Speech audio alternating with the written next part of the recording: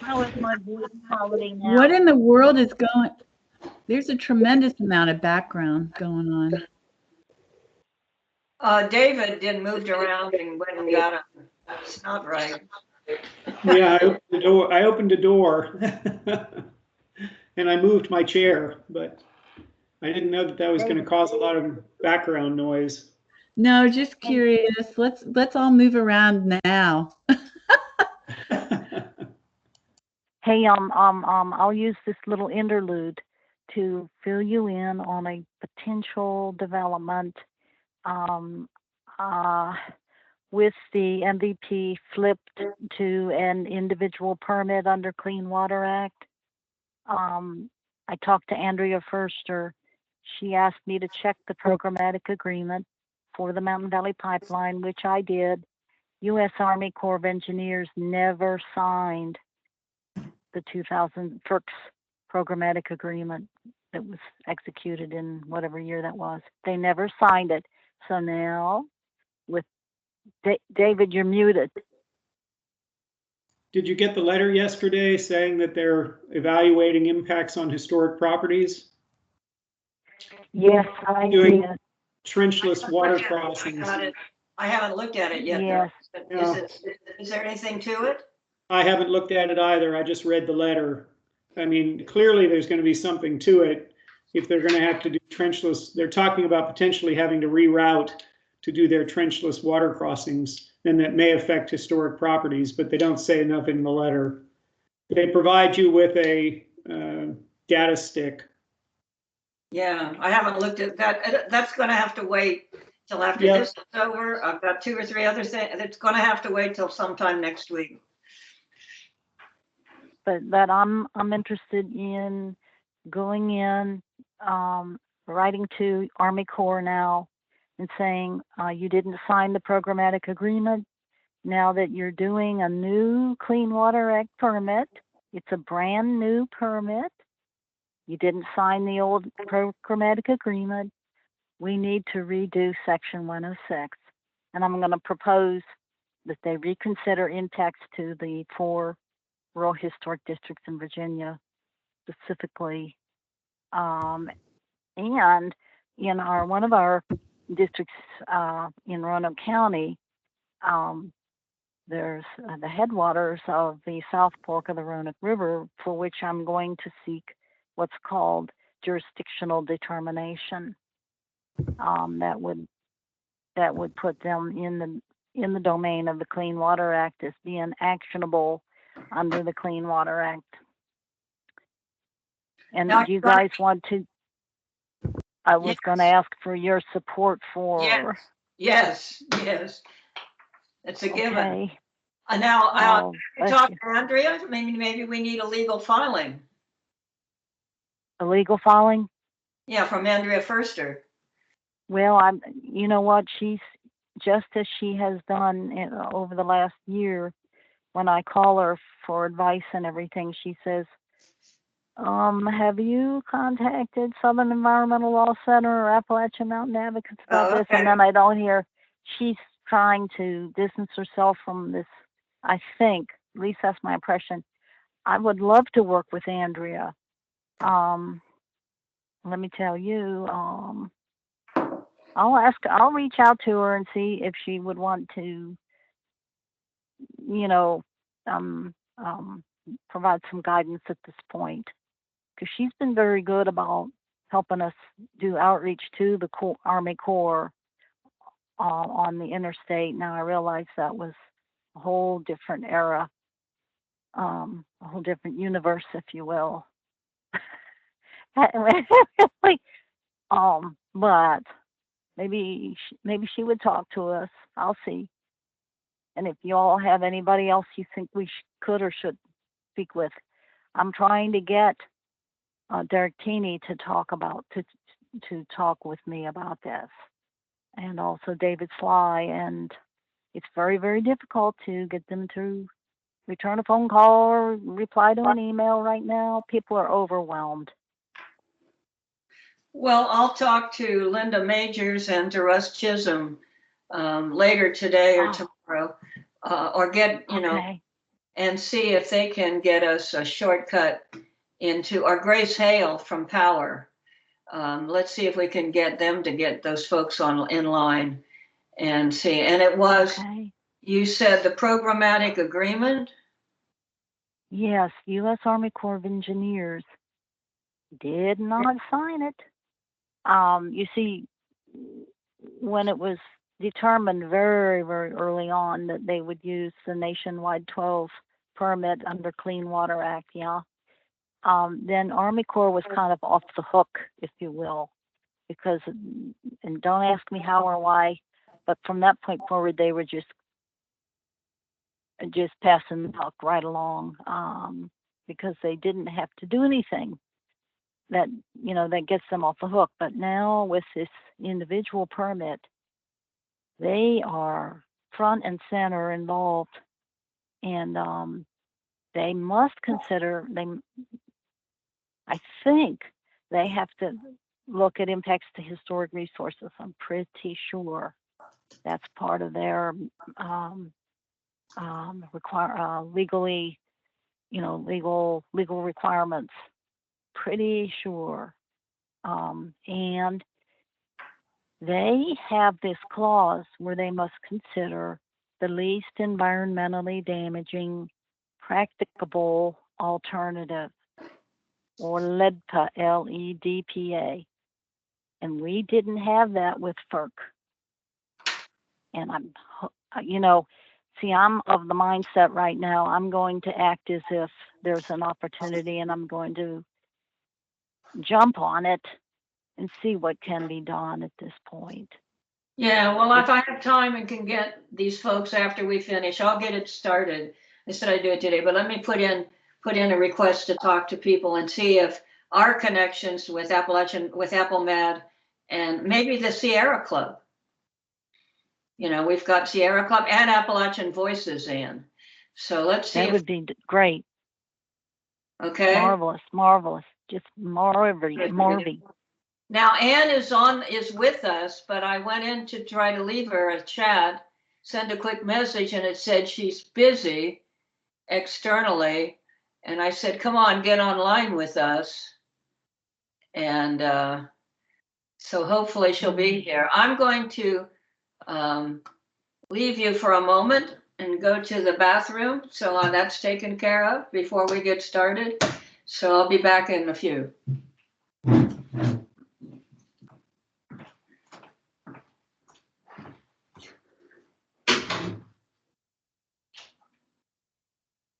Do you guys have any preference for this program or Zoom, or have you tried pre-conference call? I personally prefer a free conference call. To me, it's more intuitive and it's free. Mm-hmm.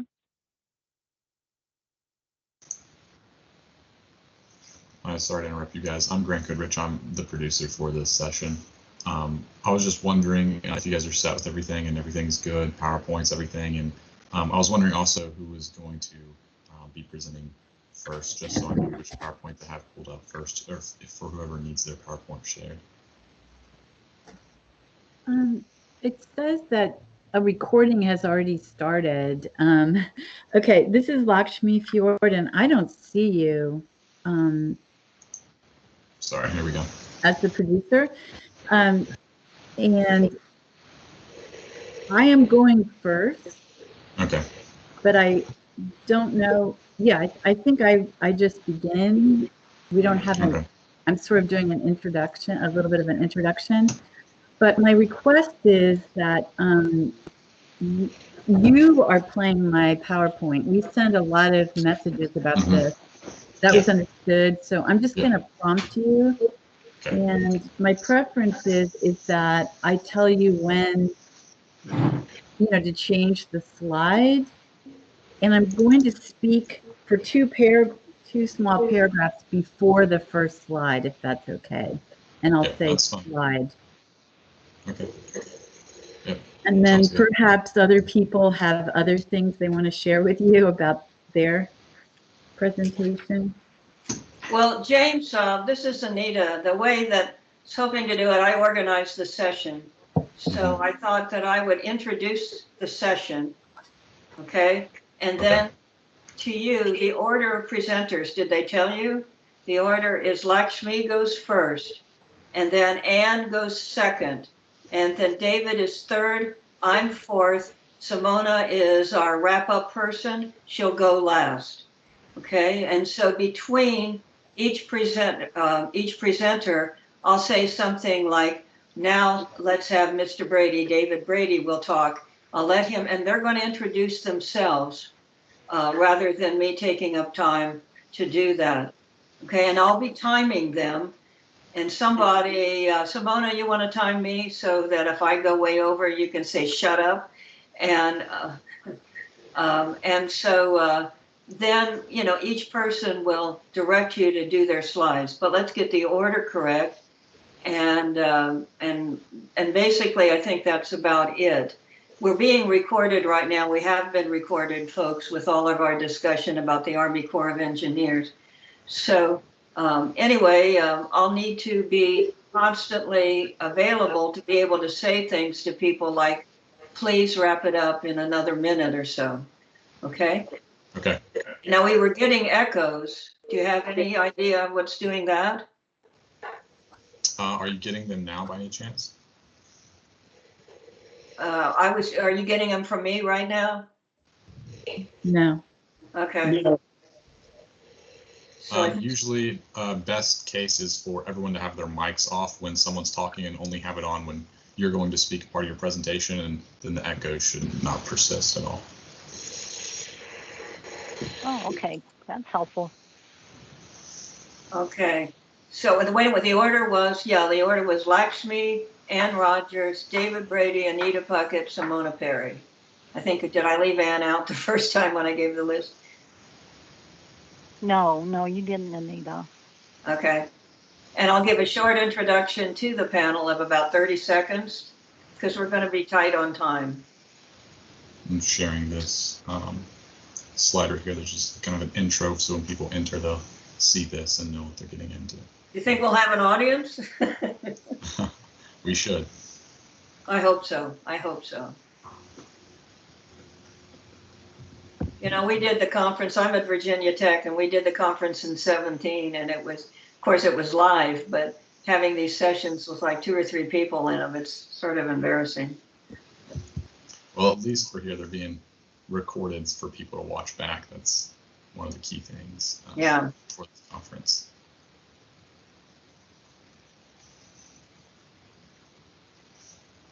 Thanks for jumping on. No problem.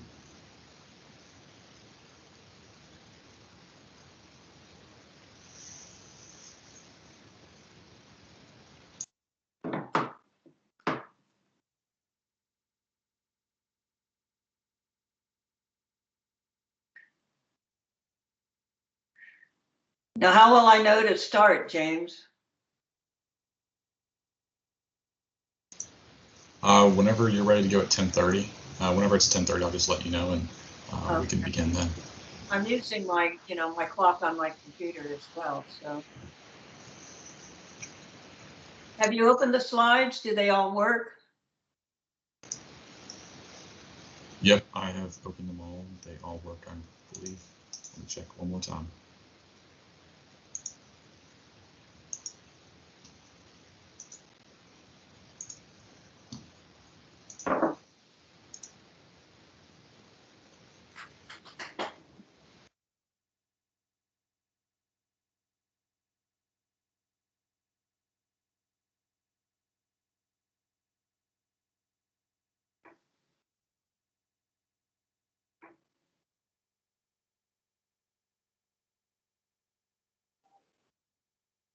Grant, are you doing okay? Yep, I'm doing good. I can't hear you. Hold on. I'm doing good. You good? That Yep. was me, not you. All right. Oh, Ann, was that you? You scared the heck out of me. You came. Sorry, Anita. I'm monitoring all 5 sessions. We've got a problem in the other one, but if Grant, if you're good, just holler if you need anything, okay? Okay. Got it, girl.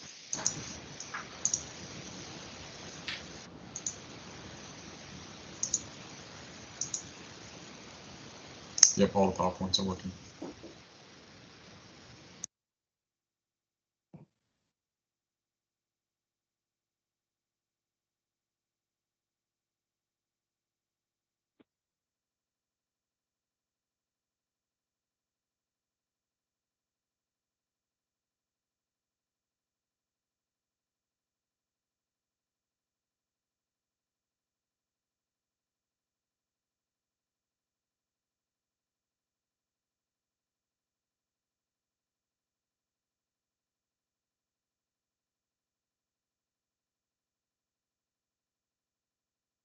Okay, James, if you can hear me, somehow I've got the screen all mucked up here and I'm seeing all these faces and I want it to go back to the way it was.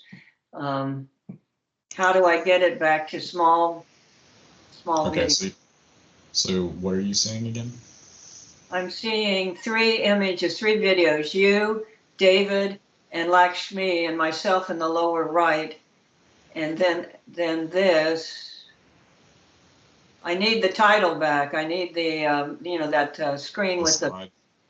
the slide, yeah.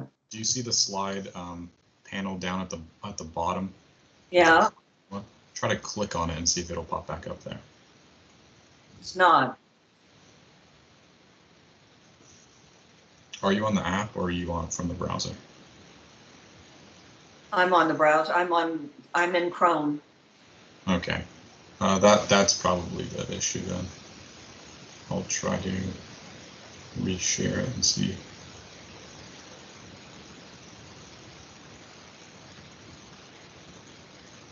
I clicked on participants to see, you know, who we have. John is on. Hi, John, if you can hear me. John Namath.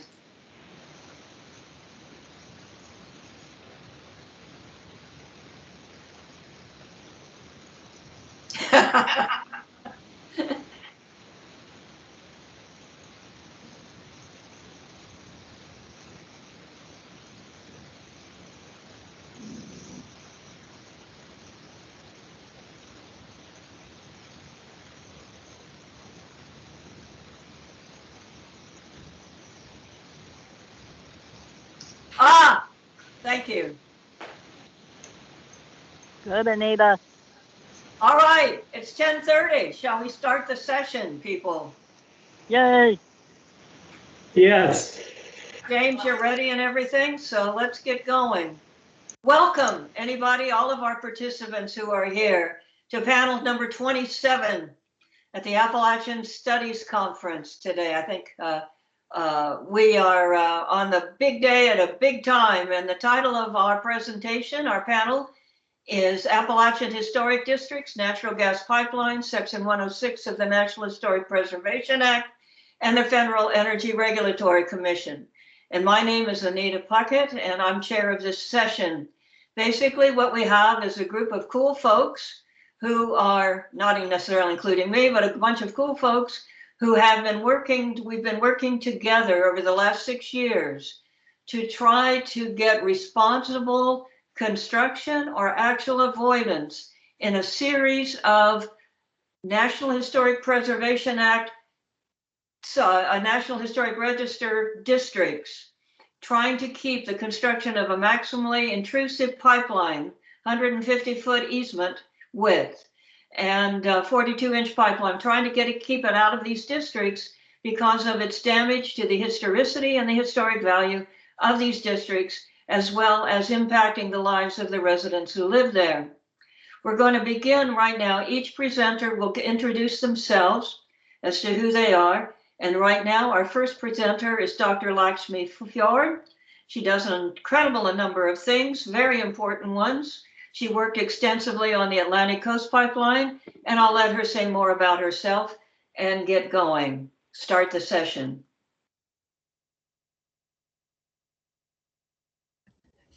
Thank you, Anita, for this opportunity. I'm not going to speak up myself. I'm going to let my work speak for me. My project in this is called the Union Hill Rural Historic District in Buckingham County, Virginia.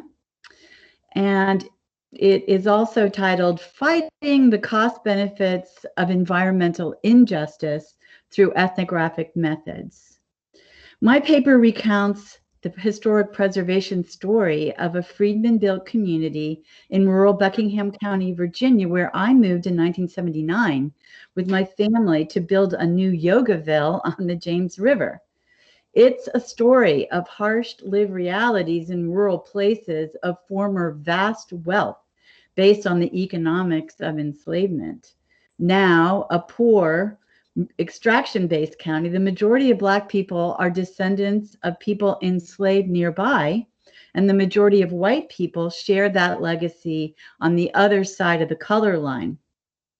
On the night the 15th Amendment was passed to enforce the voting rights of freedmen by federal troops, the Thomas Jefferson-designed Buckingham Courthouse was burnt into rubble and dust, intentionally destroying all legal records of enslavement, the wills, purchases of their own freedom, leases of named slaves, taxes of slaves as quote unquote stock, because at the time the freedmen male count was over 2 times higher than the voters that were white men.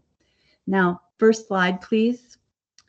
This scorched earth effort to preserve whatever remained of their plantation wealth earned through the extraction of the life and labor by feared lawsuits for restitution by specific individuals enslaved by specific owners did not end on February 26, 1869. These erasures continued through the ensuing Jim Crow years. For example, in 1976, the bicentennial, Virginia provided funds to the Buckingham Historical Society to research that lost history.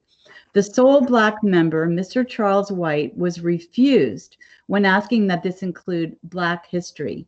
He then embarked on a 45-year project of oral narratives, searches in alternative sites, including being refused access as a Black man to Buckingham plantation family documents, their ledgers, wills, deeds, diaries, letters, held by UVA Special Collections.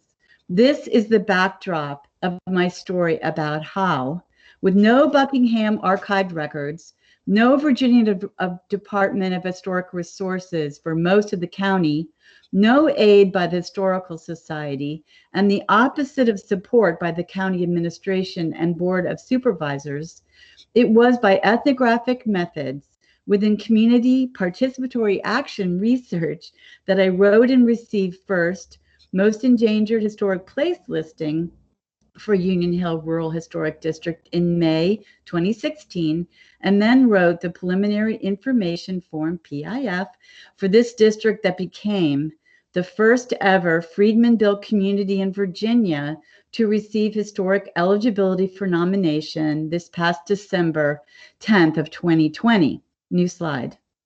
Our papers collectively tell community-based stories of places impacted by major frac gas transmission lines through the Appalachian Mountains, national parks, and national forests of Virginia and West Virginia. Places where the engineers who routed both the Atlantic Coast Pipeline and the Mountain Valley Pipeline claim they merely drew straight lines, but where there are no straight lines across the highest elevations ever attempted for long, unbendable 42-inch pipes held together only by welds. Neither Dominion Energy nor EQT Partners has any such construction experience, and MVP has already caused massive destructiveness to mountains, waterways, and to historic communities that will be discussed after mine. The absurdity of their logic masks their certainty that the cost benefits of environmental injustice will continue to be politically palatable. Both projects counted on the fact that their straight lines drawn, no matter the elevation or historic significance, were going to disproportionately impact only the lands and waters of historically discriminated peoples and rural communities. Slide, please.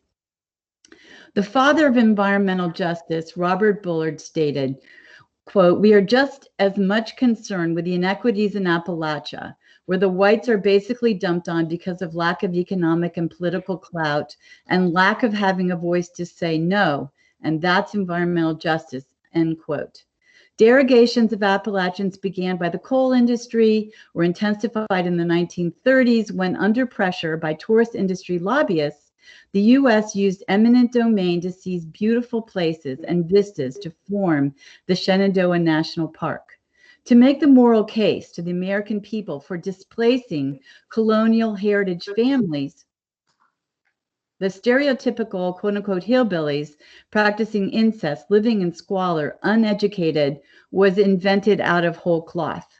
Using for these Scots-Irish colonial descendants the same derogatory justifications previously applied when the English invented the concept of race to justify Christian conquest of the Irish. To extract the benefits of indigenous land, the lives and labors of Africans under chattel enslavement, of the Scots-Irish, all venture capitalists named these processes as civilizing projects to raise these lesser people up. New slide. Now, the lands of indigenous African-American Appalachian people remain highly threatened for venture capitalist profit making as targets so familiarly intertwined with U.S. and Virginia history as to be quote-unquote expected losses and quote-unquote sacrifices. We give evidence here to the profound systemic inequities of the Federal Energy Regulatory Commission to date, a federal agency subject to the Historic Preservation Act, to the National Environmental Policy Act, NEPA, Environmental Justice Review, but is entirely funded by, thus indebted to, oil and gas transmission rates. New slide. This ACP map of injustice reveals that all major infrastructure for the Atlantic Coast Pipeline was to be located in environmental justice communities, where, as you may read, FERC's Dominion-generated NEPA review claim was that no census tracts within 1 mile of the entire 600 miles long ACP has a minority population greater than 50%. To arrive at this claim, FERC had to ignore the factual demographic data put into the permit hearing's legal record of every one of these spots. FERC had to deny consulting party status to every impacted tribal group, to Compressor Station Freedmen local historic organizations, and even Preservation Virginia, the oldest statewide historic preservation nonprofit in the country, owner of Jamestown. However, a Confederate battlefield organization, a white historic society, and the Nelson County Board of Supervisors were given these statuses for the ACP. These statuses require the developer to provide factual construction drawings and site specifics that they withheld from all the rest of us, from all other impacted places and people, by stating this information is proprietary. Please advance the slide. The site for the only Virginia compressor station is former Monacan lands, including the historic trade route from their copper mines in Buckingham to the James River, which would be the front door of this compressor station and is integral to our Union Hill Rural Historic District. As this table shows, for required site alternate analyses, FERC denied our Union Hill community study demographic data submitted in permit comments and used solely Dominion Energy data in their FEIS. This benign table is systemic racism in action. Midlands was Dominion's first site, also located on the Transco line, but 1/10 the cost, and for a compressor station that Al Gore later told us would be the largest frac gas compressor station in the U.S. How it became Dominion's preferred base, based on 1 mile longer, required omission of all demographic fact. The fact of its sparse, the Midland sparse versus Union Hill densely populated, it's less than 1/2 size, the proximity of homes, and majority race. Unsaid, both the Commonwealth's attorney and county administrator overseeing the special use permit for this are white heritage property owners at the Midland site. Next slide. Dominion sought to hide exactly how many types of the most risky and toxic polluting frac gas infrastructure would be located on just 34.2 acres, and where all have individual water wells sharing an aquifer with 4 massive pipelines, as well as a hidden metering and regulatory station, next slide, that would be used to propel volatile frac gas to highest allowed PSIs of pressure. So FERC obliged Dominion by locating throughout its hundreds of pages each one of these hazardous source types by giving a different site location. Next slide. To overcome the erasure of the people and historic culture of Dominion's preferred site required ethnographic fieldwork. So I designed a door-to-door household study in close collaboration with leaders from the African American descendant community to follow their cultural expertise and guidance to get people to open their doors to those asking sensitive questions, such as about former enslavement ancestry, where a culture of silence about slavery has been a matter of survival. And those who worked on this study did undergo retaliations from white residents and even family, fearing what indeed would happen, which was retaliations. Next slide, please. So using oral narratives, the prior Black history done by the historian Mr. White over 45 years in alternate sources, and the fact that UVA special collections had been opened for access by anyone that had been closed to Mr. White as a Black man, I was able to create from people's testimonies the slide that I showed you of the community lands above. Then we were able to, next slide, please. Through those oral narratives, we were able to find hundreds of unmarked slave burial sites, which we then brought Preservation Virginia to and have brought national attention to. And then next slide, please. To show you how this was done, we created a door-to-door study in which all of the households of people of historic descent became part of our historic register application. The significance was based not on architecture, but on continuous habitation here, the numbers of residents who are descendants, the 2 Black churches, and asking about enslavement only by talking about family burial sites. So we were able to find unmarked slave burials in people's backyards, which is common, clusters of former slave burials, and as I said, the one at the former Variety Shade site. So each one of these households became the PIF that I later made for the Union Hill Rural Historic District that got eligibility. And the idea is working back from the present residents living there, documenting all of their households, and the 3 standing plantations whose lands became the lands that these freedmen bought. We were able to have their significance based not on the plantations, the aesthetics of architecture, which has been the norm in Virginia for all historic districts as well as rural historic districts. We argued that those plantations' significance was based on the work of their ancestors, the formerly enslaved people who built them, sustained them, maintained them, created the Southern culture for which they were known, and built the wealth for which they were able to buy land from all over the country as investment. Please advance the slide. So this is just an example of what the analysis looked like. You'll see we got a lot of information on health, and ultimately this demographic work was a major reason that the air permit that had been granted for this compressor station was overturned by the 4th District Court of Appeals in January of 2020. Please advance the slide. because there's a huge issue in rural freedmen areas of the loss of heritage lands due to locating every form of toxic pollution in these types of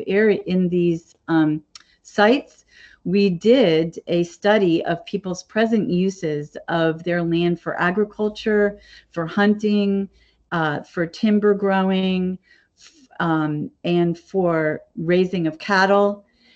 In order to prove that this A1 agricultural zone should never have been considered as a site for a largest compressor station in the country. Next slide. So we were able to win, as I said, the 4th District Court appeal. Please advance the slide.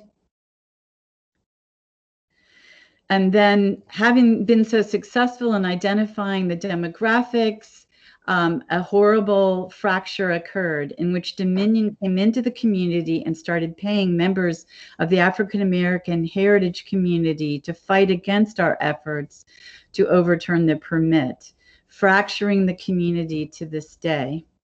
Continue, please. You need to wrap it up, dear. Yeah, this is it. I'm just showing you our winning eligibility. And then the last slide is, despite all of these wins, this site in pink, which is the historic district and the site of historic gold rush, is now facing open pit mining, where 28 illegal gold drilling sites were undertaken.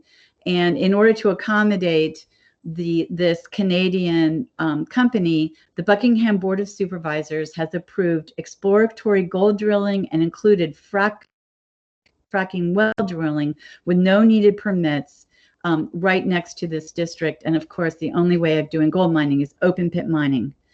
So environmental justice and environmental injustice prevail no matter what we've done to try to protect this community. Thank you.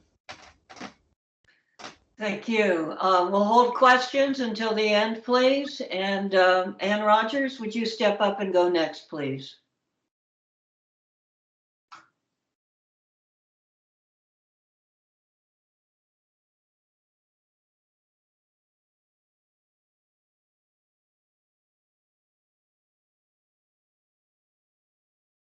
Ann, are you there? Unmute yourself, you're muted.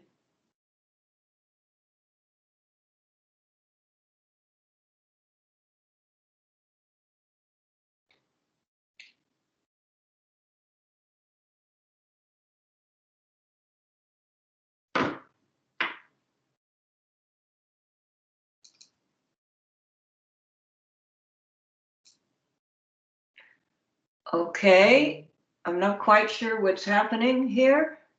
So, David, can you step up and go next?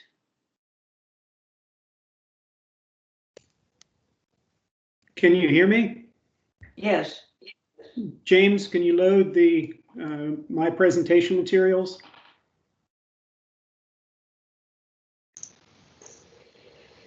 Pulling it up now. Thank you. While we wait for that, my name is David Brady, and I'm a member of the Greater Newport Rural Historic District Committee and Preserve Newport Historic Properties, two organizations that have been dealing with the MVP pipeline for about almost 5 years now, 6 years. And previously had been worked on issues related to the largest power line in the world, MVP's Wyoming to Cloverdale APCO's 765 kilovolt power line, and I-73, all of which attempted to bisect the district. Next slide, please. A little background on Newport Historic District. It was designated in 1991. It has approximately 50 properties that are contributing to the cultural resources. And it and the Greater Newport Rural Historic District are significant for architecture, agriculture, transportation, and industry in the significance to Appalachia and its evolution. Next slide, please. So this is the 22,000 acre community of rural farmland that has its hub in the historic district of Newport, and it became the Greater Newport Historic District, Rural Historic District in 2000. More than 700 contributing resources. It has 5 tributary, primarily farming and residential communities, and that are all of historical significance. 2 scenic byways and an eligible scenic river, Sinking Creek Valley River. It has historic caves and rare, threatened, and endangered species that we argue in the later on before FERC that they needed to evaluate the cumulative impact on all of these 3 things together, because their county has identified this particular area as a center for rare, threatened, and endangered species, in addition to its historical significance. Next slide, please.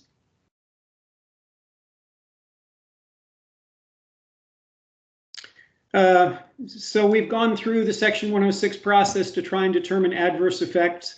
We've had a great deal of trouble. The fact is they couldn't even find the historic district MVP to begin with. And when they did, they've managed to only identify direct impacts on a few properties, as you can see here to the right. When in fact, it has greater impacts in this 100-foot wide right-of-way is going to cross, cutting off Newport from its rural communities of Sinking Creek Valley, Clover Hollow, and Mountain Lake Road. It's got adverse impacts as you look up the Sinking Creek Valley at several key observation points. It's crossing within about 500 feet of one of the last 6 covered bridges in Virginia, the Link Farm.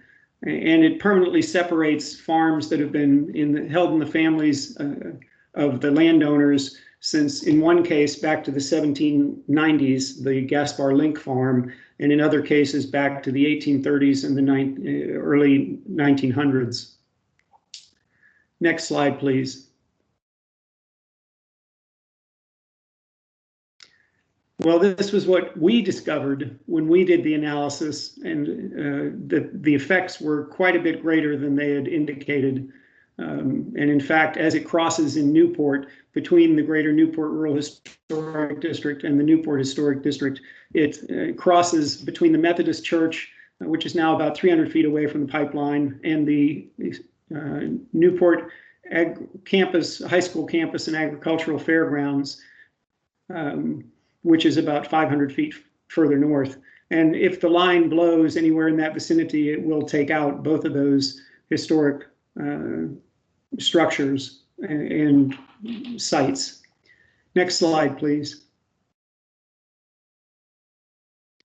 It's not only the Greater Newport Rural Historic District that's of concern. If you start at number 1 on the upper left-hand corner, there's an historic district that was recently identified on Big Stony Creek, Rural Historic District. And moving to 2 is the Doe Creek Mountain Apple Orchard, also an historic district now, which adjoins the Greater Newport Rural Historic District. You can see number 3, and you can see number 4 is Newport Historic District.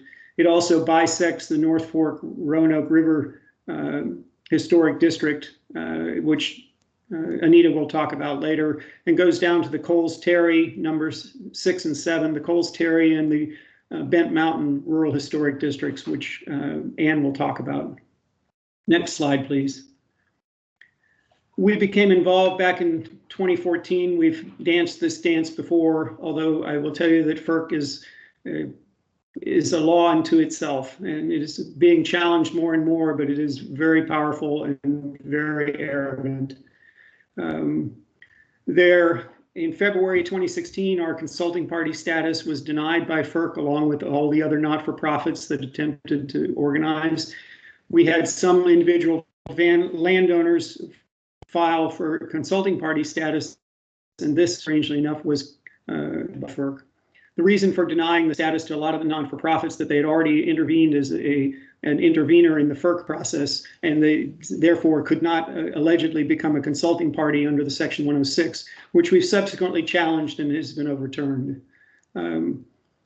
We identified that one of the linchpins of the rule is that you have to look at alternatives, and we identified an alternative, system alternative, that avoided all 7 historic districts, called the Hybrid Alternative 1A, which took years to get the information from MVP. They deliberately obscured it to the greatest extent possible, and even given evidence that the alternative was better in a predominant 29 or 28 of the 35 different categories FERC evaluated.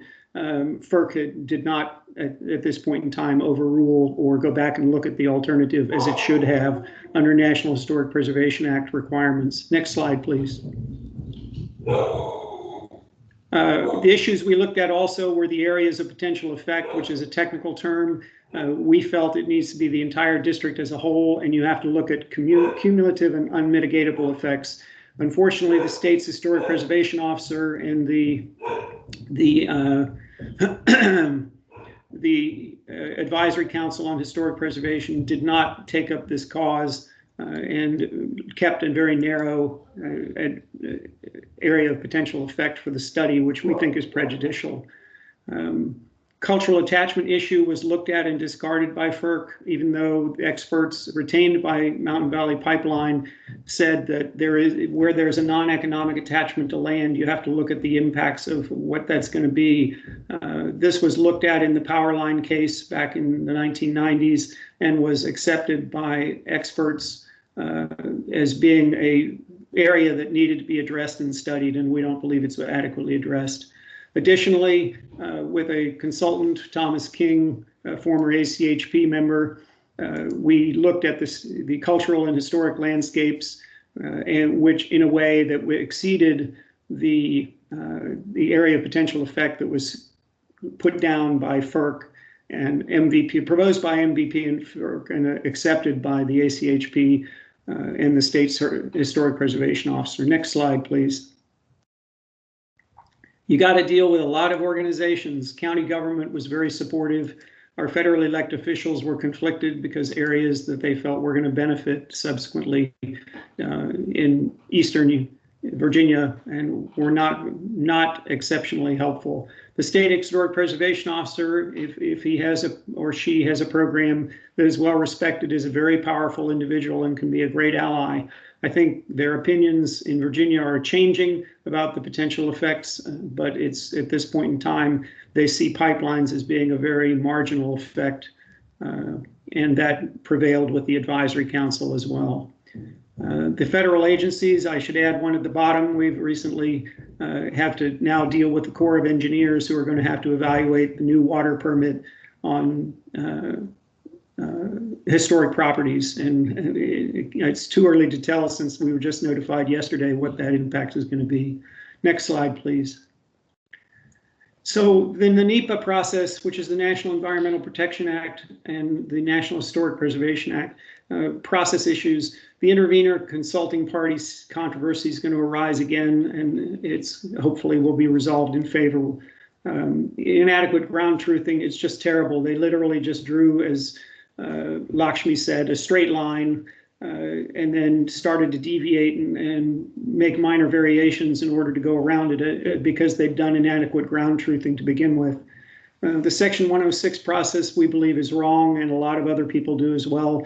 It starts with avoidance, it goes to minimization if you can't avoid, and then you go to mitigation only if you can't avoid or minimize. That's not the process the way it works in FERC. Something called a tolling order, which allows requests for rehearing, which is the last extrajudicial step that you can take before having to go to court.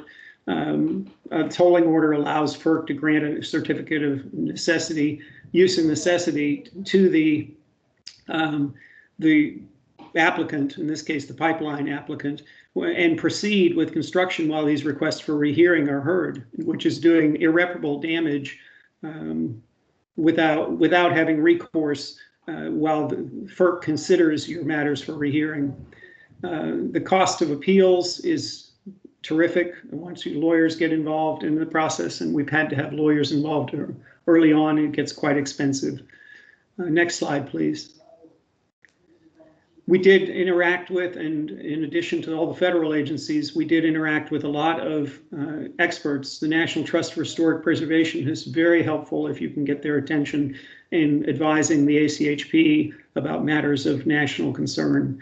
The Appalachian Trail Conservancy, who has the National Park Historic Preservation District, was concerned as well because they have a terrible crossing on Peters Mountain, which they've had to address. And then, as I indicated, we hired Landmark Preservation Associates to deal with some identifications of historic properties that were not necessarily clearly identified by MVP. We clarified those for them. And Thomas King, who was able to make policy-related suggestions and application suggestions to the ACHP, some of which they adopted. Next slide, please. Lessons learned. You can read through these lessons learned, and they're kind of technical.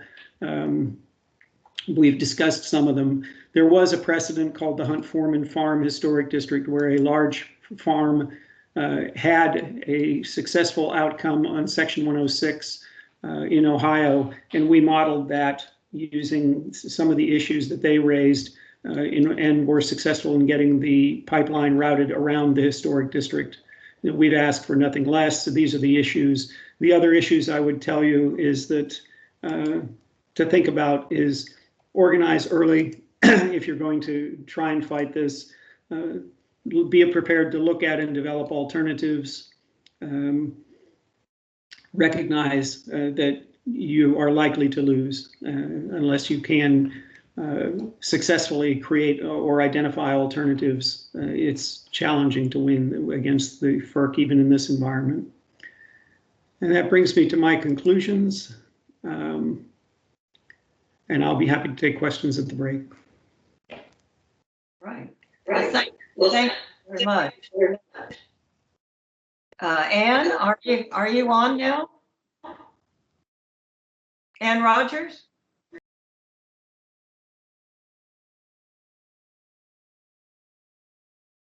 Ann Rogers? Can you hear me? You're soft, but we can hear you, yes. Okay.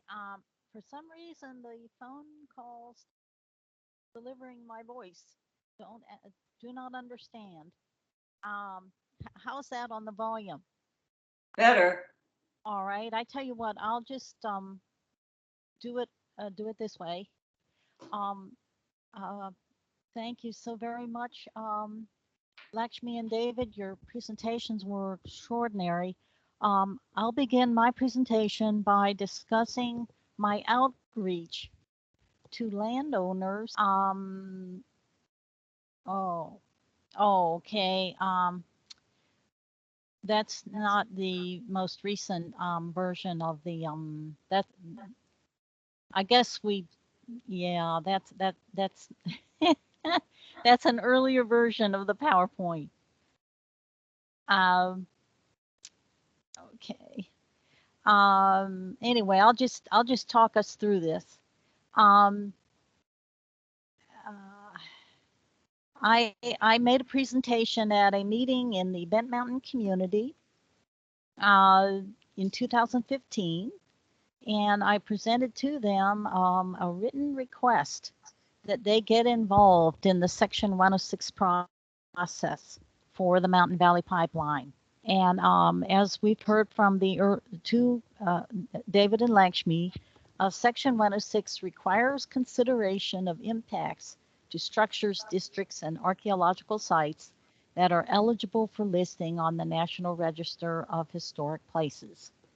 So my experience in Section 106 began during the period 1999 through 2009, when I was involved in the NEPA process and Section 106 process for the federally funded interstate highway, Interstate 73.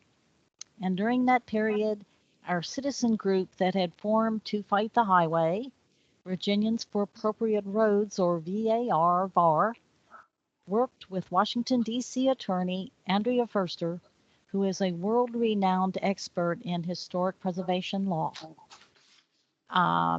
During that period, Andrea gave us step-by-step instructions in how to become engaged in the Section 106 process.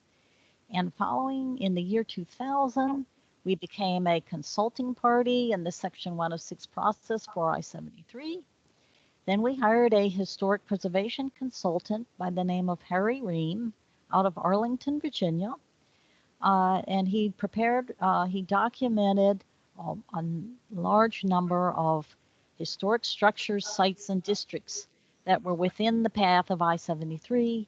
And these were resources that our Virginia Department of Transportation taxpayer-funded consultants had failed to identify and or to assess as eligible for listing on the National Register. And Var's work with his consultant identified the Southeast Roanoke Historic District, which is an area that prior to our surveying had not been identified as potentially eligible for listing on the National Register. So there we go. That's a good slide right there. In our work resulted in the keeper of the National Register agreeing with our assessment of the eligibility of this Southeast Roanoke Historic District. And the keeper's decision on Southeast Roanoke resulted in Federal Highway Administration being forced to reroute I-73 to avoid it. They had to avoid it. And our victory was covered extensively in the Roanoke Times. And here's a little, this slide is showing a map that appeared in one of the, I would say half a dozen front page stories about our work on I-73 during this period. It was quite a time. Okay, next slide, please. And also during this period, I began organizing to get some of our nonprofit partners engaged in as consulting parties, which is a special status offered to historic preservationists under Section 106. And these wonderful groups, the Summer County's West Virginia Landmark Commission, the County of Roanoke, Preservation Virginia, Preserve Montgomery County, Roanoke Valley Preservation Foundation, and Blue Ridge Environmental Defense League, my current employer. All 6 applied, and all 6 were denied consulting party access by FERC. Okay, next slide, please. Then here's a part of this memo that I handed out at this meeting in 2015, and I said, I would ask landowners in the path of Mountain Valley Pipeline to take the following action. And I was being real direct with them and saying, let's do this, people. The first is identify geographically large-scale groupings of historic resources in the path of the pipeline. Identify previously unidentified structures and archaeological sites. And thirdly, identify as many of these previously unidentified historic resources or sites as possible. The bigger, the better. And I said large-scale sites makes it more difficult for the pipeline to dodge and weave to avoid impacts. And that was, I came on to these people with this proposal, and I didn't say we can stop the pipeline, but I said this is what we did on I-73. Okay, next slide, please. And here, after the meeting, at the end of the meeting in Bent Mountain, in which I handed out the memo inviting the community to contact me if they had historic resources that they thought could or should be identified as part of the Section 106 process for the Mountain Valley Pipeline, the most amazing thing happened. 4 middle-aged adults walked up to me as a group, 2 women and 2 men. They approached me and told me they were all brothers and sisters. And they said that collectively they owned hundreds of acres of land in the Benton Mountain community and on the east-facing slope of Poor Mountain, which separates Roanoke County from Montgomery counties. These properties were being crossed by the Mountain Valley Pipeline, and these siblings were interested in talking with me about the possibility of using Section 106 to defend their properties. And this beautiful picture shows the youngest of the 4 siblings, Grace Terry, who stepped forward in the most heroic and kindly and intelligent, supportive way as any human possibly could, She was my liaison and my guide to her and her siblings' properties in Bent Mountain and on Poor Mountain. And here she is standing next to one of the historic buildings in the district. Isn't that a beauty? Okay, next slide, please. And so here's the process that ensued starting in mid 2015, and it went through toward mid 2016, a whole year of very, very difficult work. I went out and surveyed with my GPS unit and mapped these districts. I researched historic maps in the Roanoke City Public Library. They have a marvelous collection in the Virginia room. And there the librarians there were extraordinarily helpful. They gave me access to these wonderful historic maps of that area. And sure enough, the Coles and the Terry families were named in the local histories that I was able to read up in the Virginia room. And so through surveying, mapping, photography, interviews, and research, I was able to prepare a preliminary information form with the help of Mike Pulis at Virginia Department of Historic Resources. He was my teacher. I'm telling you, I've been helped by some of the nicest people. It resulted in the state approving historic eligibility for this massive Coles Terry Rural Historic District on the eastern slope of Poor Mountain. And I'll just, as another little word, none of this would have been possible without the help of Sonia Ingram at Preservation Virginia, who said to me, "Ann, you don't need to hire a historic preservation consultant. You can do this yourself." And without her telling me that, I would not have tried it. Okay, next slide, please. Then the most remarkable thing happened. The chair of the Brettle chapter, Preserve Franklin, reached out to the Tribal Historic Preservation Officer of the Cheyenne River Sioux Tribe. And that officer contacted his brother, whom he called a brother, who was the Tribal Historic Preservation Officer of the Rosebud Sioux Tribe. Both these Sioux tribes headquartered in South Dakota. And they took an interest in the Mountain Valley Pipeline project area in Franklin and Roanoke counties, Virginia, all the way across on the other side of the country. Now, this is a picture of the survey that we conducted in 2018. It was extraordinary. Section 106 of the National Historic Preservation Act requires federal agencies to consult with any Indian tribe that attaches religious and cultural significance to historic properties that may be affected by an undertaking. And in this case, the federal agency was Federal Energy Regulatory Commission, or FERC. And federal regulation requires that agencies such as FERC, quote, consult with Indian tribes when they attach religious and cultural significance to a historic property, regardless of the location of that property. The circumstances of history may have resulted in an Indian tribe now being located a great distance from its ancestral homelands and places of importance, end quote.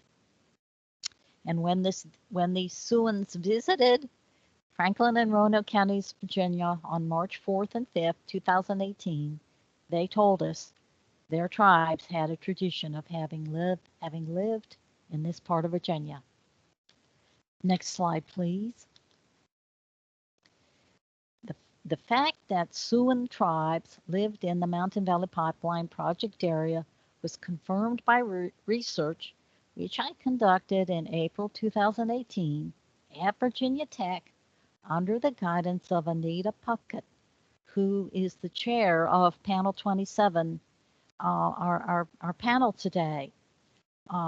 This research resulted in Anita and my April 18 filing to FERC, which said, and I quote, "The linguistic and historic connection between the Siouans of Appalachian Piedmont, Virginia, and the Western Sioux tribes legitimizes the desire on the part of the Cheyenne River and Rosebud Sioux tribes to participate in the Section 106 process for the Mountain Valley Pipeline, as indeed the Mountain Valley Pipeline study area is one of the places where their forebears resided in the distant past.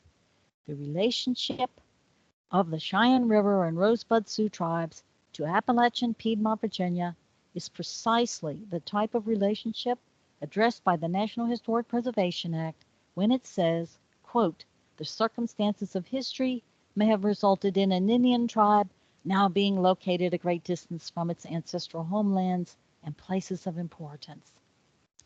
And this April filing to FERC included this map you see here from John R. Swanton's 1946 history titled "The Indians of the Southeastern United States," and the Mountain Valley Pipeline project area, as you see marked with a red arrow, is clearly labeled Virginia Siouans.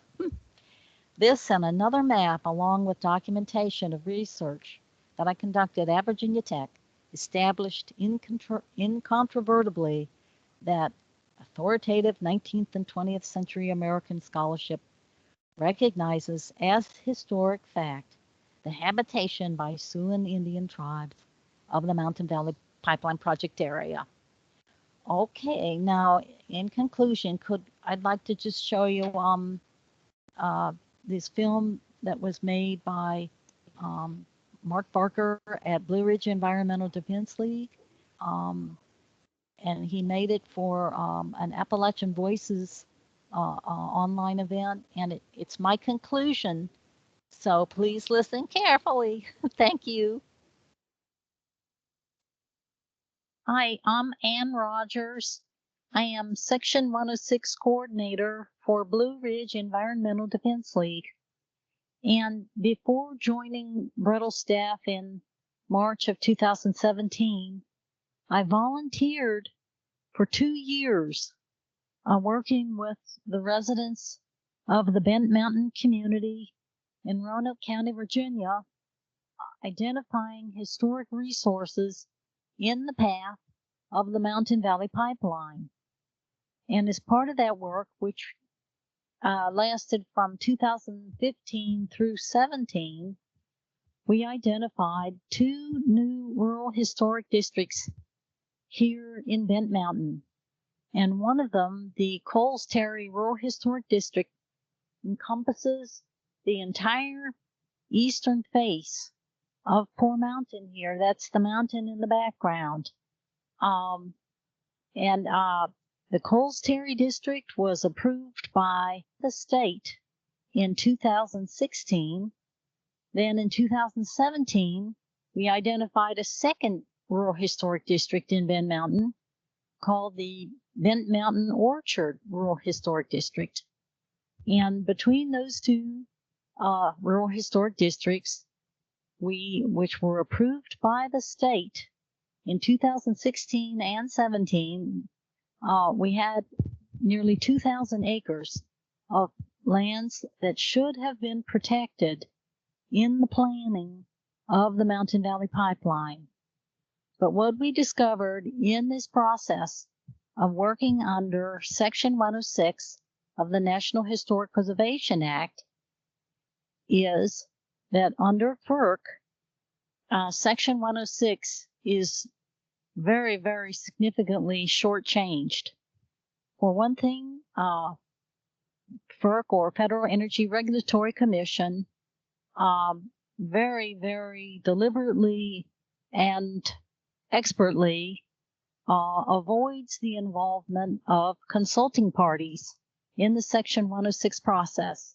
And consulting parties are volunteers who are supposed to get involved in the Section 106 process to help identify historic resources potentially harmed that would be potentially harmed through the construction of a federally licensed project such as the Mountain Valley Pipeline. So FERC does away with this whole idea of consulting parties, and that's just the beginning of how FERC shortchanges the Section 106 process. And after all the work and effort in seeking protection for this historic area that you see here, we learned ultimately in 2017 with the release of the treatment plan for the historic resources crossed by the Mountain Valley Pipeline, that the only thing that would be done was that the project developer, Mountain Valley Pipeline LLC, would pay for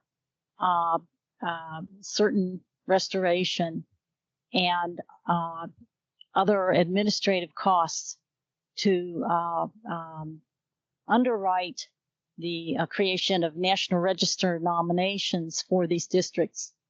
Well, those National Register nominations are absolutely unnecessary, not helpful, and not what we were seeking when we identified the historic areas. What we really wanted was for them to be avoided in the planning of the Mountain Valley Pipeline. We wanted to see that pipe diverted to avoid them. And that's not what we saw, because FERC has no federal law requiring them to consider avoidance. And in that respect, they are different from Federal Highway Administration, which does have a federal law that requires the consideration of avoidance. And that law is Section 4F of the U.S. Department of Transportation Act.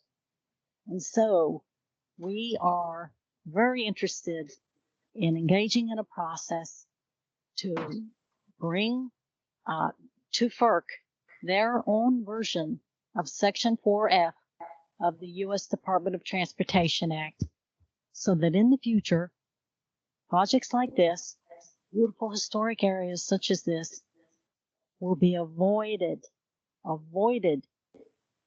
in the planning of federal projects such as the Mountain Valley Pipeline. Thank you so much.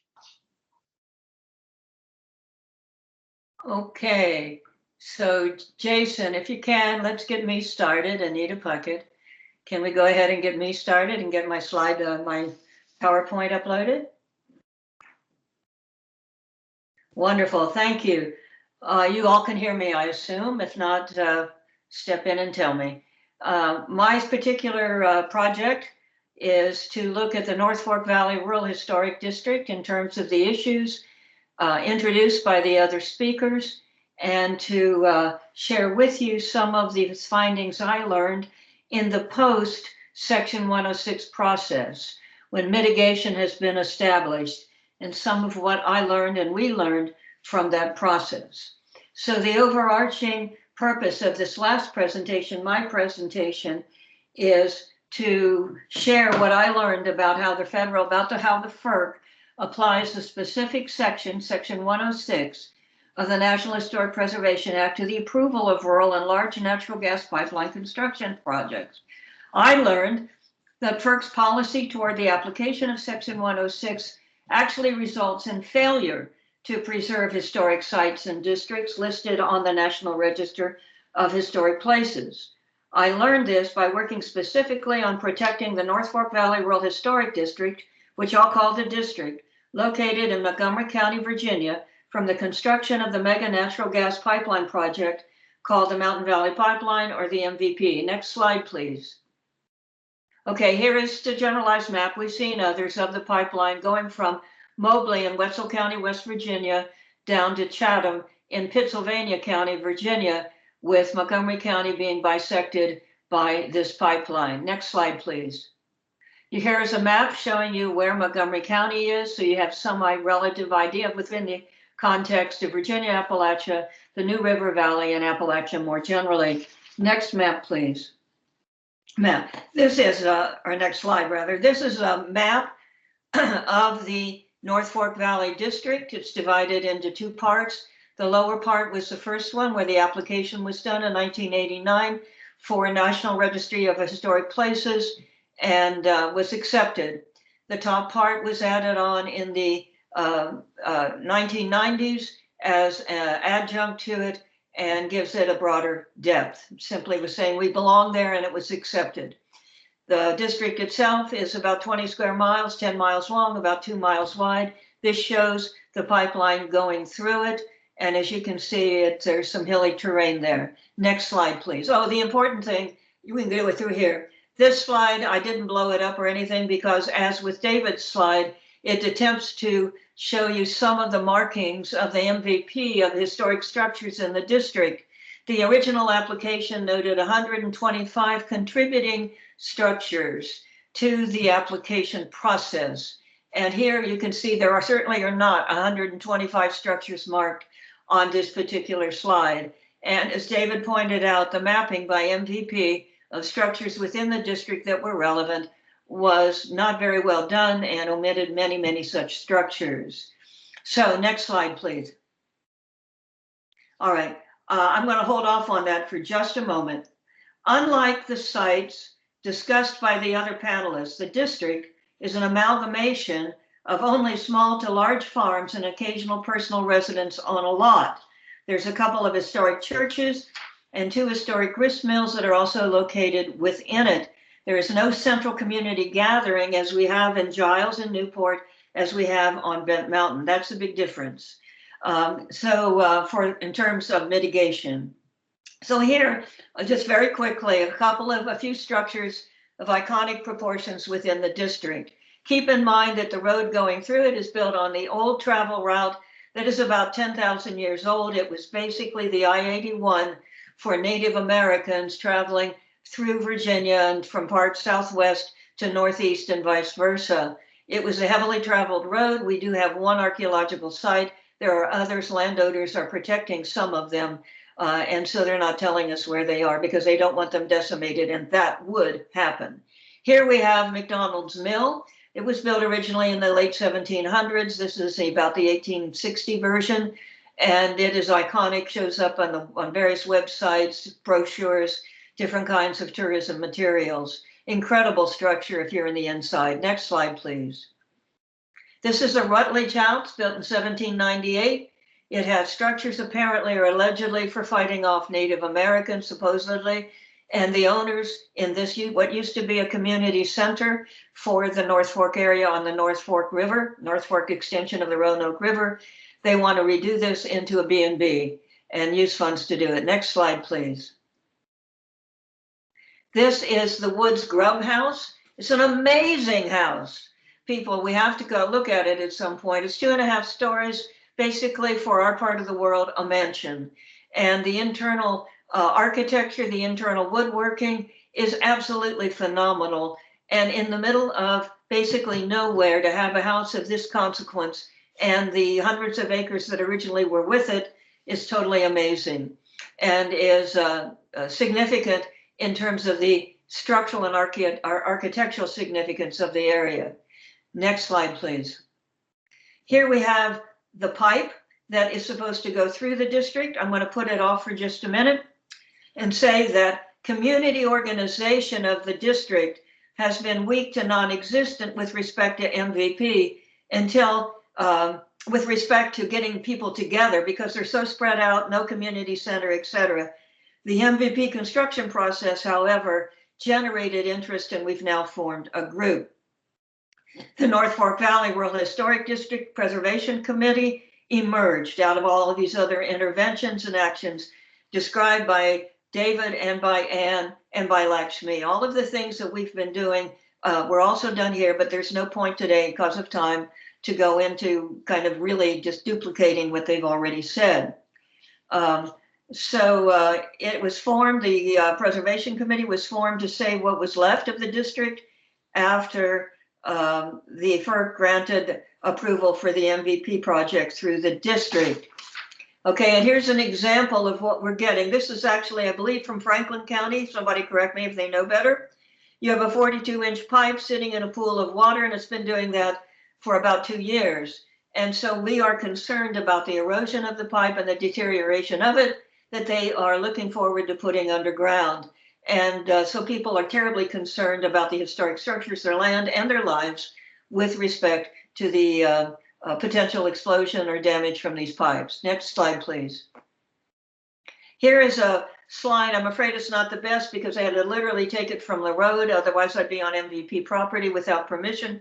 And this is of the construction in the district right now going up the mountain. As you can see, it is kind of haphazard. We have a lot of sedimentation going into the creek. There are species that are problems. People down at McDonald's Mill who are living there are noting problems with the deterioration of the fish supply down there that they expect every spring. It has significance for the historicity and historic value for the district. Okay, next slide, please. Anne talked about this, so I'm going to basically skip this slide, except to say that Section 106 is the lifeblood of historic preservation. It's what we have. Next slide, please. And again, the last part of this, with Anne mentioned and David mentioned, we have 3 choices: avoidance, minimization, or mitigation when Section 106 is properly applied. However, within the FERC, as we just heard, it is not being properly applied. So going on to the next slide. This is my last slide, so let me go ahead and go back to my text. Given this backdrop of how FERC evaluated the MVP application, I'm going to move on to what hasn't been discussed by other panelists, the post-Section 106 review process. FERC and VDHR and NCHP and MVP signed a memorandum of agreement. It was called an MOA and not a programmatic agreement for the North Fork, that adverse effects were indeed present. And as a result, the agreement concluded that mitigation was the only option. However, discussion of avoidance didn't happen. We talked about that and talked about that. Instead, mitigation involves money. They don't do anything to the properties, they just give you money. Except for a promise of a rather meaningless offer to minimize the final pipeline easement to 10 feet, which you just saw isn't going to happen. Therefore, the FERC MVP interpreted mitigation to mean money, and they had to give it to people. For Newport, David's bunch, they gave him $500,000. For Ann's bunch over at Bent Mountain, they gave him $500,000. However, for the district, they weren't quite sure. They didn't have something quite as clear as their recreation centers or community centers. So they were kind of at a loss what to do. And of course, efforts to talk with us and really work with us did not happen for a number of reasons that I can't go into. What they did, their first proposed mitigation for us was $25,000 to be used to print paper brochures to give to tourists who were traveling on Catawba Road through the district. This is private property, people. You cannot get on it except by owner's permission. It's not a park. It was incredibly stupid. And paper on this day and time is, of course, what in the world are we doing using paper?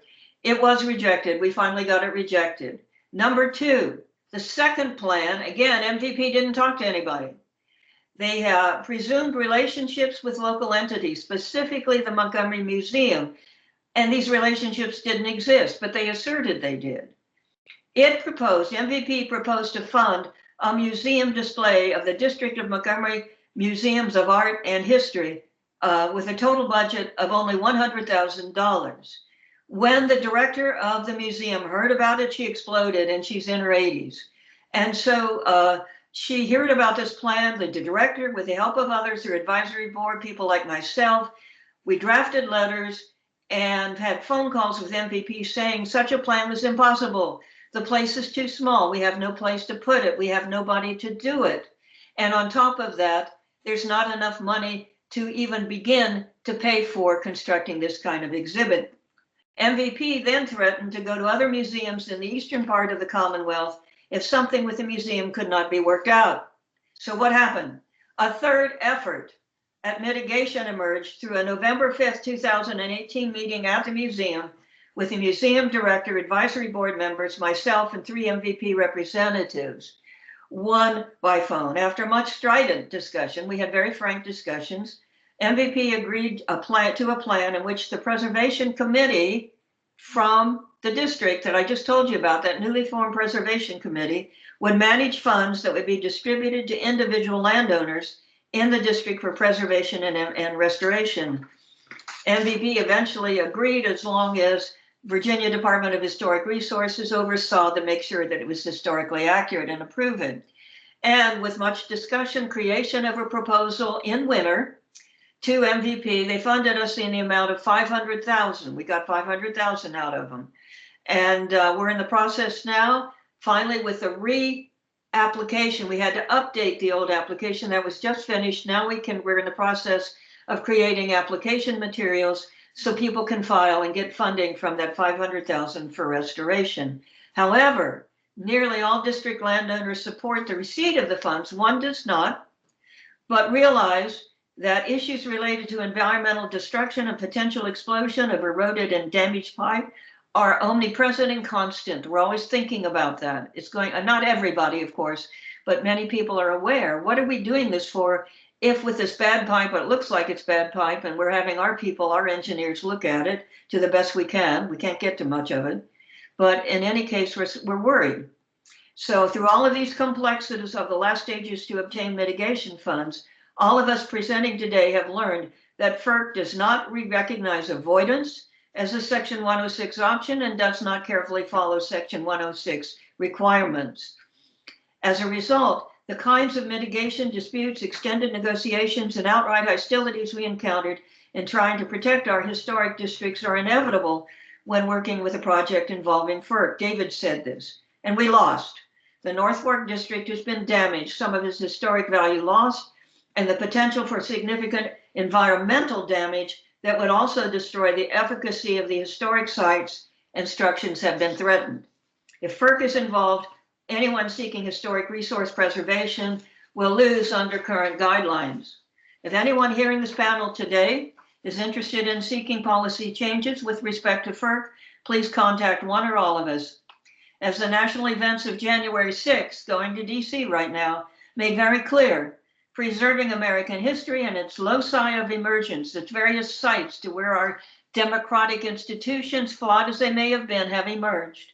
It is critical for preserving them and advancing the very concept of an American democracy. Appalachian places such as Newport, Bent Mountain, and North Fork, and all of the others that David talked about, deserve to be part of these efforts and indeed central to them. Losing them is not an option. Thank you. And you have some conclusions here. Now we're going to have Simona, you've got a few minutes here. Can you go ahead? Yes, sure thing. Thank you so much, everyone. I'm Simona Perry. I am the Communications and Impact Coordinator for Livelihoods Knowledge Exchange Network. In 2013, I joined the board of a national organization called the Pipeline Safety Coalition, and I currently work with them as a social science and community engagement advisor. Prior to all this, I was a federal biologist. I did policy analysis. I wrote some of those NEPA documents, and I was a regulator. And as an environmental and social scientist, I've worked with rural and urban communities in the eastern US for the past 16 years, documenting the impact of rapid social and environmental change, some of which is brought about by energy development.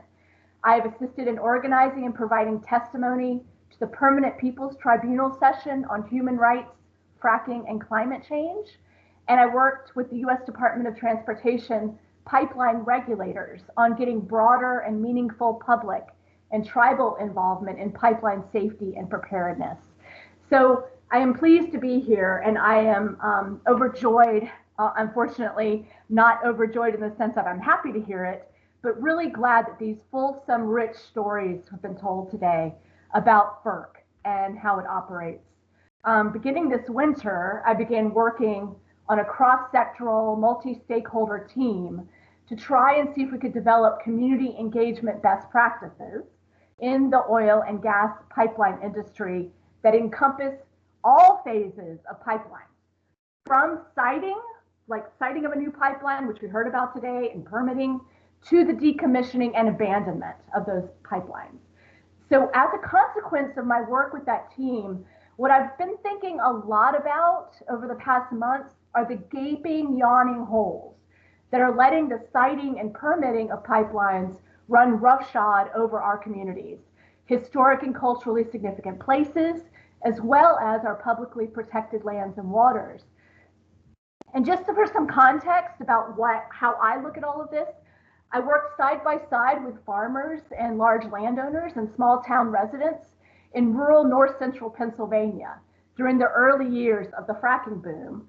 And it was a lot of what you heard about today. It was heartbreaking to see these intergenerational farms bisected by pipelines and neighbors pitted against neighbors, basically at the whim of landmen and corporate financial decision-making that was going on in Oklahoma City and Houston. So these pipeline projects, though, unlike the ones you just learned about, they were not interstate federal projects. So they did not have to go through FERC, and they were not subject to any type of cultural, historic, or environmental evaluations. And the farmers and landowners and the historical societies felt completely powerless to stop any of it. And I suppose that we would expect that having a permitting process and evaluations would be more protective of communities and places. But as you just learned, that's certainly not the case when it comes to interstate gas pipelines. So these personal and community stories that you heard from Lakshmi and David and Anita are so rich, and they each offer a real case study about FERC's inadequacies and failures, which I will say are in fact by design. So what do I mean by design? So much of the legacy of FERC, the history, is still left over from wartime powers and the national public interest of the government to condemn properties and land for the sake of pipeline construction in the World War II era, in the name of large energy producers moving gas and oil from production fields to ports and industrial centers. So while the corporate landscape, our energy landscape, as well as our domestic war footing has changed since that time, FERC continues to use those same types of powers and even the same arguments for development in the national interest that were in effect under the Natural Gas Act of 1938. So as time has marched on, these new federal rules around historic properties and districts and archaeological resources, environmental protections, have all been added to our national laws. But FERC makes plain in their 2017 reporting guidance that is given to gas pipeline companies on conducting cultural resource investigations under Section 106 of the NHPA, that guidance on cultural resources to gas pipeline applicants will not supersede the Natural Gas Act of 1938. So as Anita Puckett just described, the determination of violation of Section 106 is phrased in terms of adverse effects, and these adverse effects mean that there must be actions taken: avoidance, minimization, or mitigation. However, because FERC is stuck in the past, these large interstate gas pipeline projects are always deemed of national interest. And so there's no avoidance or minimization, but only mitigation. And I agree with Anita that this is where things, and also everyone else, and Anne and Lakshmi, that at least once FERC has decided to permit a project, that we must ensure that we demand more.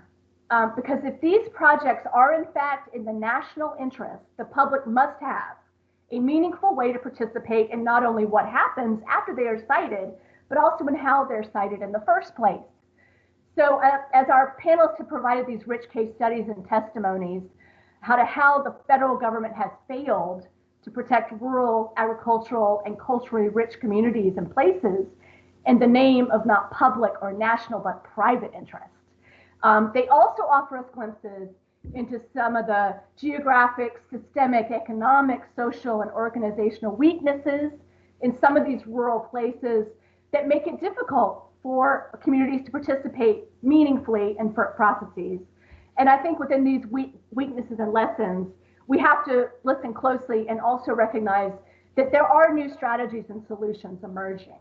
And it is clear from the experiences in all of these places that we heard about that avoiding areas of national historic significance, including the indigenous sites and archaeological sites, should always be the default option, which means that FERC must ask pipeline or energy infrastructure companies to justify with credible research and current timely evidence why it is they cannot avoid an area. We talk a lot about this in human rights cases. The burden of proof must be shifted onto the abuser. In this case, the private pipeline companies seeking to build these projects, and away from those that are harmed, these local rural communities, and those who defend those communities and the descendants of buried ancestors. So to get there, how do we do that? I think we need to shift the burden. We must shift power. In each of the stories we heard, even the powerful wins, even though they might be temporary, in Union Hill, there is that awful undertow of utter powerlessness to protect and defend communities finding themselves in the crosshairs of these large energy projects. So I have 3 questions for the panelists and all of us. First, how do rural and agricultural communities strengthen themselves against the by design governance failures around siting and permitting of these large projects? Second, how do rural and agricultural communities gain influence, knowledge, and power to protect and defend themselves against these projects now and in the future? And third, how can more power be placed in the hands of these communities who seek to protect their important sites, their important attachment to land, so that governance decisions about these projects both start and end with those communities and not with the pipeline company? So I'm open to talking about these, talking about the panelist discussions, and I can share some insights into my work with FERC on the Office of Public Participation if interesting. Thank you. Okay, so Jason, I hope we have time just for about 2 or 3 minutes for a little bit of discussion.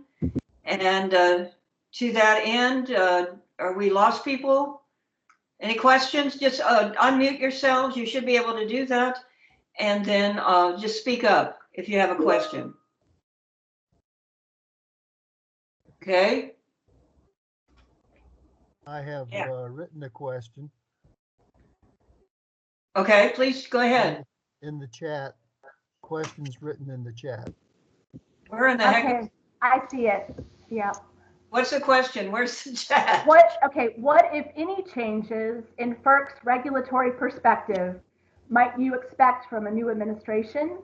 What appointments are on tap and how can appointments be influenced? That's a great question. Do you want me to take this really quick and then I'll turn it over to you guys? Because there's some really important things going on. So I had conversations with FERC staff and attorneys who represent some of the folks here and also other communities adversely affected by these projects over the years. And so beginning next week, FERC is going to be conducting 4 virtual listening sessions with different groups, landowners and impacted communities, environmental justice and tribal communities, tribal governments, and energy consumers and consumer advocates. These sessions are supposed to be a way for the public to weigh in on how they should be establishing and operating what they're calling the Office of Public Participation, which they were supposed to set up in the 1970s. Now they finally have the funding under this administration to do that, but they have a really short timeline to do it. So we need to be on tap to be there and tell them how they need to do it. So if you want more details about that, I can put it up.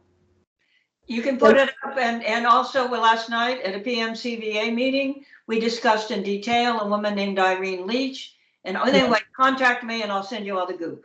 Okay, and get you with our folks. Yes. I'm signed up too. There's quite a few of us working in Union Hill that are signed up.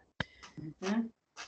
We want thousands to be on the. Yeah, well, they limit it. They nominate. It's on a nomination system, which is weird. Well, some of them are, what I heard last night, we can get into all of that later. There's two things going on. One Yeah. of them is a nomination and one of them is a listening session.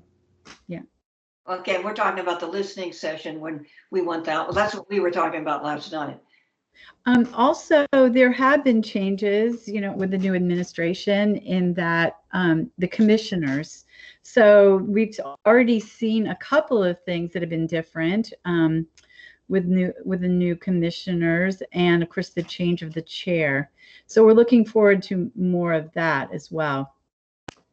The commission itself, it may be returning or going back to more following of NEPA guidelines. I think we're all looking forward to the NEPA guidelines being restored into the EPA that were all gutted in the last administration.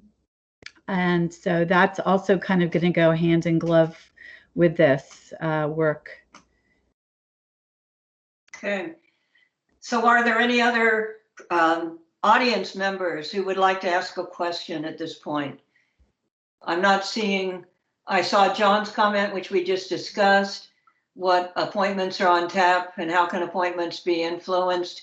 I think we've sort of talking about that. Anything else real quick? Any other questions? Just to let you know, there are lots of groups that are talking, making comment. So I'm thinking of like Appalachian Voices, Southern Environmental Law Center, groups that are market groups, toward renewable energy over fossil fuel, are all in contact with the commission and trying to influence appointments. This is Ann. In addition to the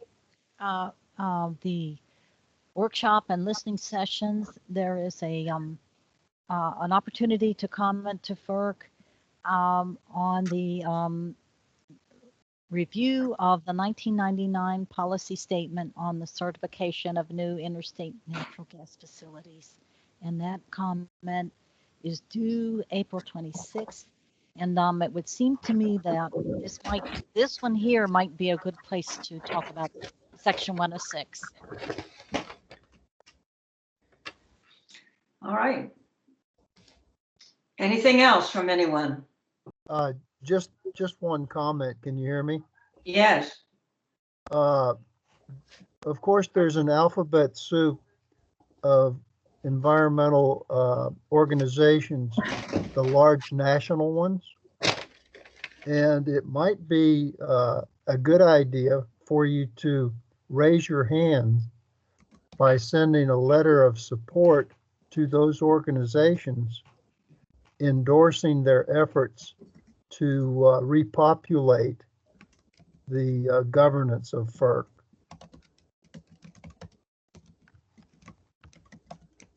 Sounds great. Thanks for the idea. And then they'll be aware of you as well at a national level, if they're not already. Some are. It's Can I very, just take a second to say that I didn't tell everybody who's on, and probably all of you know this, that the permit that we overturned in Union Hill was one of 8, the last of 8 for the Atlantic Coast Pipeline. And then as we were preparing this PIF to get the next version of the air permit, they canceled the whole pipeline. Okay. Give it about 4 more seconds for additional questions, and then I will let me thank all of you for just fantastic work. And we've got to keep this going, and we'll be in touch on that. And thank you. Any other questions, however, or comments, suggestions out there? Okay. Thank you, folks. Jason, if you want to kill it, we're fine with that. We'll see you later. Thank you. Goodbye, guys. Thank you all. Thank you. I said Jason, I meant James. Take care.